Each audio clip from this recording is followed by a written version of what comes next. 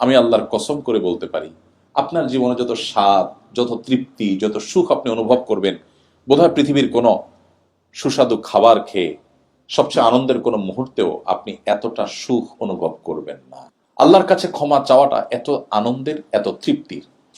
দুর্ভাগ্য সে মানুষগুলোর যাদের আমাদের জীবনে আল্লাহর কাছে একটি বারের জন্য 40, 50, 60 বছরে মুসলিম হওয়ার পরও চোখের পানি ফেলে 2-5 মিনিটের জন্য ক্ষমা চাওয়ার সুযোগ হয়।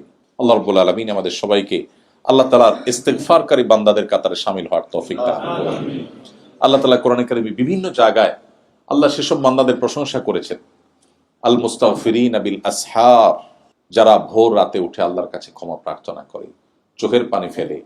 এই মানুষগুলোর প্রশংসা আল্লাহ জায়গায় জায়গায় করেছেন। ইস্তিগফারকারী বান্দা আল্লাহর কাছে অনেক প্রিয়, অনেক পছন্দের। আল্লাহ মূর্খতা সুলভ দৃষ্টিভঙ্গির কারণে আমাদের অনেককে বলতে শোনা যায়, অনেক সময় আমরা বলি